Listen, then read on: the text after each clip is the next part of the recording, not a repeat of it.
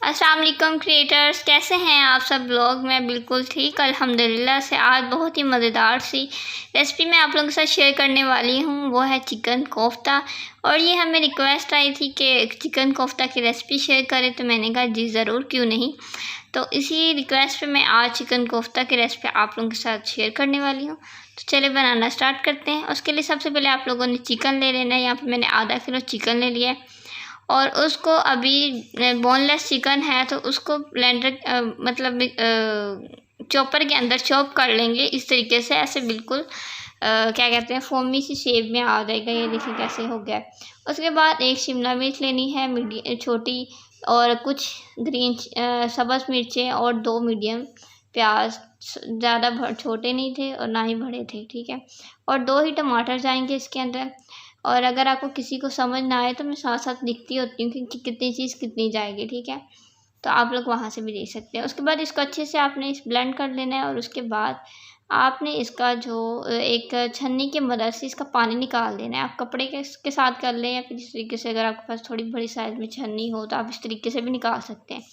आपने इसके पानी को निकाल देना है, क्योंकि हम कोफ्ते बनाने हैं तो उसके लिए फिर इसके अंदर पानी नहीं चाहिए। हमें ये देखें निकल गया। पानी को वेस्ट मत कीजिएगा, इसको साइड पे रख देंगे, मैं बताऊंगी कहाँ पे यूज़ करेंगे हम, ठीक है। अच्छा, तो ये हमारे चिकन के अंदर इसको ऐड कर देंगे। और उसके बाद ginger garlic paste 1 table spoon जाएगा, और गरम मसाला एक चम्मच, और कुटा हुआ धनिया 1 चम्मच। ये दोनों 1 चम्मच ही जाएंगे। और उसके बाद नमक और काली मिर्च है आधा टीस्पून जाएगी, टीस्पून टेबल स्पून है, ठीक है। और नमक आप हस्बे ज़रूरत, आपको जितना भी चाहिए हो कम ज़्यादा। और 1 चम्मच ही नमक हल्दी, लाल मिर्च और कुटी हुई लाल मिर्च, ये तीनों 1 चम्मच। और धनिया, ताकि अच्छा सा लुक नज़र आए और टेस्ट भी। और साथ में जाएगा टिक्का मसाला मज़ेदार के लिए, अगर हो तो डाल लीजिए, अगर नहीं हो तो कोई बात नहीं। कसूरी मेथी जाएगी, और आधा कप जाएगा ब्रेड क्रम्स। तो अगर आपके पास बाज़ औक़ात हर वक्त ब्रेड क्रम्स घर में मौजूद नहीं होते, लेकिन ब्रेड तो मौजूद होते हैं, तो ब्रेड को आप इस तरीके से इसका भोर लीजिएगा, भोर के वो डाल देना, ठीक है, हो जाएगा उसके साथ ही। और 3 चम्मच इसके अंदर जाएगा बेसन, और उसको आपने रोस्ट करना है, पहले भून लेना है बेसन का, ऐसे नहीं डाल देना। ये बात याद रखनी है, अब मैंने पहले से ही रखा हुआ था। उसके बाद इसको मिक्स कर लेना है अच्छे से। और ये देखिए मिक्स हो गया है। और इसको अब हम कैप लगा के फ्रिज में रख देंगे कुछ टाइम के लिए। मतलब कि उतनी देर में हमने दूसरा काम करना है। वो क्या काम करना है, उसकी ग्रेवी हमने बनानी है कोफ्ते की, तो वो बना लेते हैं। यहाँ पे हम लेके आए मट्टी की हांडी, क्योंकि हमने सोचा कि आज के बाद हम खाना जो मिट्टी की हांडी में बनाएंगे, ताकि थोड़ा हेल्दी रहा जा सके। तो उन्होंने बोला था कि पहले इसके ऊपर अच्छे से आप लोगों ने सरसों का तेल है वो लगाना है। तो हमने कहा, अभी हमने यूज़ नहीं की, तो हमने कहा चलो आप लोग के साथ भी शेयर करने, इससे क्या होता है। उन्होंने ये कहा था कि इससे ये होगा कि ये टूटेगी नहीं। अब पता नहीं इसके पीछे क्या लॉजिक है। हमने कहा ओके ठीक है, तो इसको अच्छे से लगा दिया। अच्छा, ये है कि ये देखो हमने इतना तेल लगाया था, 2 बार लगाया इसके कैप पे, ये तो इसके अंदर बिल्कुल से अब्जॉर्ब कर लिया। ऐसा लग रहा था इस पर कुछ लगा ही नहीं, हालांकि ऑयल तो ऐसे नज़र आता है वहाँ से, पता नहीं ऐसा कैसे था। लेकिन खैर चलें, ऑयल डालते हैं, बनाना शुरू करते हैं ग्रेवी। यहाँ पे आपने ऑयल डाल देना। उसके बाद जो है मैंने 3 मीडियम साइज़ के प्याज लिए और उसको चॉप कर लिया इस तरीके से, ताकि मज़ेदार सा हमारा मसाले वाली ग्रेवी से अच्छी सी रेडी हो जाए। फिर जिंजर गार्लिक पेस्ट आएगा इसके अंदर। और उसके बाद ये कुछ टमाटर और जो शिमला मिर्च बारीक बारीक कटी हुई अंदर चली जाएंगी। और नमक जाएगा, और बाकी मसाला जात इसमें ऐड कर देंगे, क्योंकि इसमें भी तो होना चाहिए ना। 1 चम्मच जाएगा इसमें लाल मिर्च, थोड़ी सी कुटी हुई लाल मिर्च, ताकि वो अच्छा भी लगे नज़र आने में। और हल्दी 1/2 टेबल स्पून। और अब इसको अच्छे से हमने भून लेना है। और ये देखें, जो पानी था मैंने कहा था ना आपने वेस्ट नहीं करना, वो इसमें ऐड कर देंगे। उसको क्यों वेस्ट करना है उसमें, अभी इसको अच्छे से हम भून लेंगे। और उसके बाद भूनने के बाद इसके अंदर पानी ऐड कर दिया मैंने 1.5 गिलास।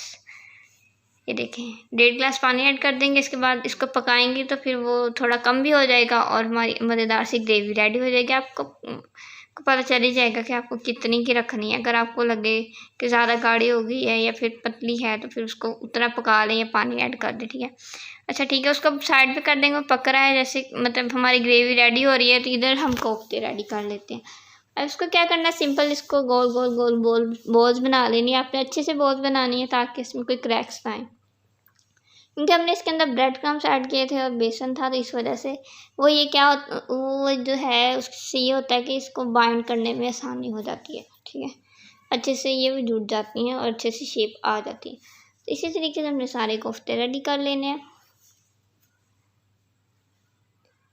देखें हमारे कोफ्ते रेडी हैं और यहाँ पे हमारी ग्रेवी भी माशाल्लाह से अच्छे से रेडी हो रही है। इसको ताकि पानी अच्छे से हमारा रेडी हो जाए। वीडियो अच्छी लगे तो लाइक करिएगा और यहाँ पे जो कोफ्ते हैं उसको फ्राई कर लेना है आपने। ऑयल की जो आंच है वो नॉर्मल ही होनी, मतलब कि टेम्परेचर है वो नॉर्मल होना चाहिए। डालने के बाद आपने इस तरीके से हल्के हाथ से इसको हिला देना है ताकि आपका नीचे ना चिपके ना। अगर बर्तन नॉन स्टिक है फिर तो कोई टेंशन नहीं, अगर दूसरा है तो फिर बहुत सोच सकता है कि उसको नीचे चिपक जाए। तो इस तरीके से आप इसको हिलाते रहें और मज़ेदार सा कलर ले आए, जैसे कि गोल्डन सा कलर, अच्छा सा कलर आ जाए तो आपने बस इसको निकाल के जो हमारी ग्रेवी बिल्कुल रेडी हो चुकी थी उसके अंदर ऐड कर देंगे। माशाल्लाह से वाह कितना मज़ेदार लग रहा है ना। अल्हम्दुलिल्लाह से उतना ही मज़ेदार बना हुआ था। आप लोग इसको ज़रूर ट्राई करिएगा और मुझे फ़ीडबैक दीजिएगा। अगर आपकी भी कोई रिक्वेस्ट है तो आप ज़रूर करिएगा, इंशाल्लाह हम आपकी पूरी करेंगे। इसको हल्का सा हम थोड़ा सा चूल्हा नीचे चला देंगे ताकि ये हल्का सा बन जाए, पक जाए, थोड़ा अच्छा सा हो जाए, ठीक है। और यहाँ पे मट्टी के हांडी में ये होता है कि गर्म बहुत लेट होती है और ठंडी भी उतनी ही लेट होती है। यहाँ पे मैंने चूल्हा बंद कर दिया था लेकिन फिर भी पकी जा रहा था उसके अंदर। उसके बाद बस फाइनल लुक ये है कि धनिया इसको देकर और बस हमारी मज़ेदार सी कोफ्ते रेडी हैं। आप लोग ट्राई करिएगा और मुझे बताइएगा कि आपको कैसी लगी। फाइनल लुक माशाल्लाह से देखें कितना अच्छा लग रहा है और उतने ही ये मज़ेदार से बने थे। आजकल तो माशाल्लाह से मौसम भी बहुत ही अच्छा हुआ है, बारिशें हो रही हैं। खैर साहिवाल में इतनी ज़्यादा तेज़ बारिश नहीं हुई है, निस्बतन बाकी इलाकों में बहुत ज़्यादा तेज़ बारिश हो रही है, तो मौसम माशाल्लाह से काफ़ी अच्छा है। बस अल्लाह से ये दुआ है कि अल्लाह अपनी रहमत की बारिश हम पर बरसाए। और अब स्टार्ट होता है हमारा हदीस टाइम। रसूलुल्लाह सल्लल्लाहु अलैहि वसल्लम ने फरमाया, जहन्नम से बचो, ख्वाह आधी खजूर ही किसी को सदका देकर हो सके, और अगर किसी को ये भी मैसर ना हो तो अच्छी बात करके ही जहन्नम से बचे। और इस हदीस को इमाम बुखारी ने रवायत किया। इस हदीस से हमें पता चलता है कि सदका हमारे लिए कितना ज़रूरी है, और इस हदीस से ये भी बात पता चलती है कि एक अच्छी बात करना भी सदका है। और अगर हदीस अच्छी लगे तो लाइक करें और इस हदीस को शेयर करें, हो सकता है ये हमारे लिए बाइस निजात साबित हो।